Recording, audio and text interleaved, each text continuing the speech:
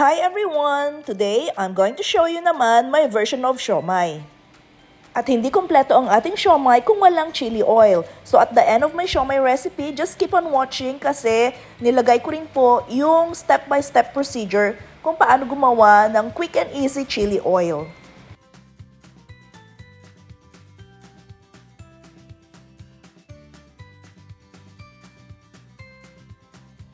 O diba, tingin pa lang mapapamukbang ka na sa sarap. So tara, umpisahan na natin. We need 500 grams of minced pork, 500 grams of prawns or shrimps, which we finely chopped.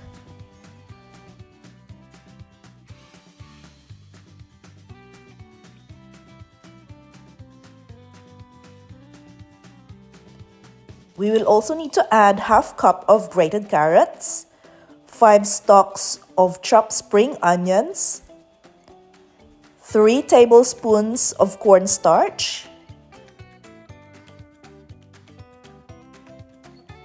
1 teaspoon of salt and pepper to taste, 1 egg, 5 tablespoons of Hoisin sauce, and 1 teaspoon of sesame oil.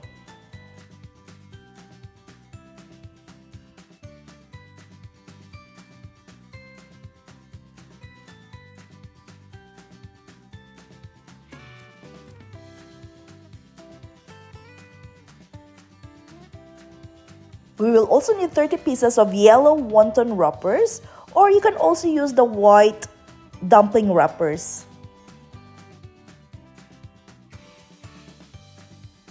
Okay, so I will be using a size 20 ice cream scooper just to have a uniform size of our siomais. Para pare-pareho lang po ang kanilang mga sizes. Ayan, so ganyan lang po kadali mag-wrap ng ating siomai. So, the first one is a little bit daunting, pero pag sa pangalawa or pangatlo, masasanay na rin po kayo. Very easy lang po yan. And if you have some uncooked leftover, pwede nyo pong ilagay sa freezer. So, ilagay lang nyo po sa mga containers. Make sure na may mga spaces in between them para hindi po sila magdikit-dikit at hindi po mahirap alisin kapag mag-i-steam na po kayo in the future. So, ayan na po. Tapos na po ang ating siomai. Narap na po yan isa-isa. And this time, we will garnish our siomais with grated carrots and spring onions on top. So, this is only for aesthetic purposes lang po. If you don't like it, that's fine. Pero po, mas maganda kung mas makulay at mas presentable po ito.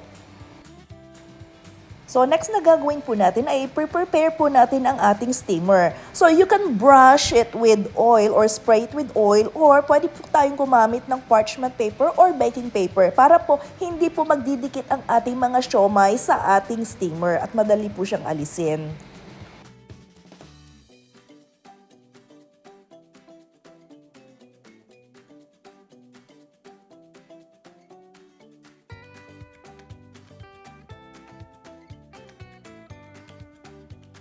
And then, i-transfer na po natin ang ating mga siomai sa ating steamer and make sure na may mga spaces in between po sila para hindi po sila magdikit-dikit.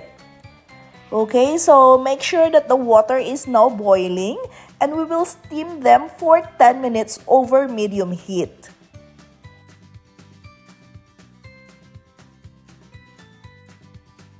There you go, after 10 minutes, eto na po ang ating siomai.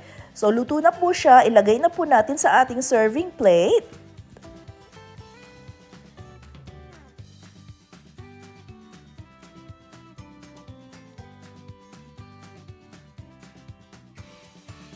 And next, we need to prepare our condiments. So, we have chili oil, calamansi or lemon, and also you can also use your soy sauce and calamansi.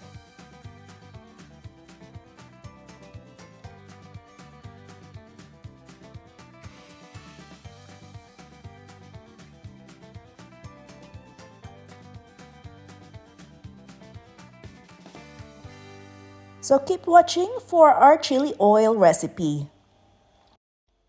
Hi everyone! Today I'm going to show you a very quick and simple chili oil using dried chili flakes.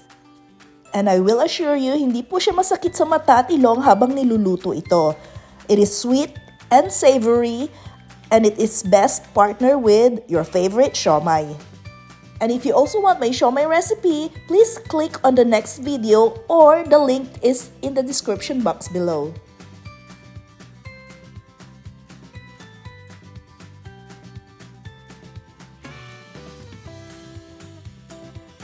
So tara, umpisahan na natin.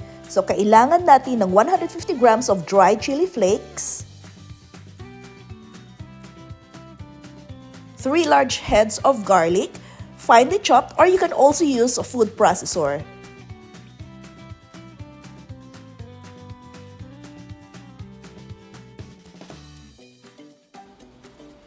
Pour in 4½ cups of vegetable oil. So ayan, i-switch on lang natin ang ating stove sa lowest flame at isi-simmer natin ang ating mixture for about 10 to 15 minutes or until mag-light brown na ang ating garlic.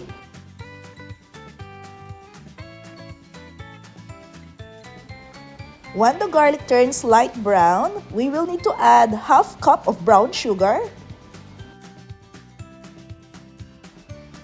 And then we will need to add ½ cup of Hoisin sauce.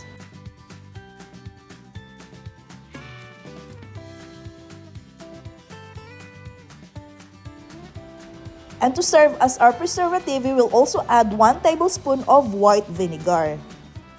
And then simmer lang natin ng 2 minutes and then switch off na natin yung flame. Tapos palamigin po natin before po natin i-transfer sa mga small jars.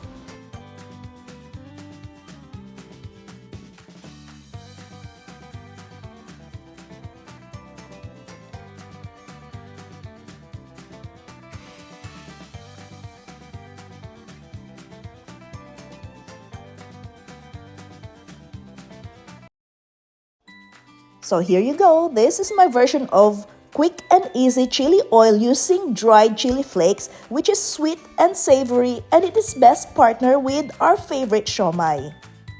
And thank you guys for watching.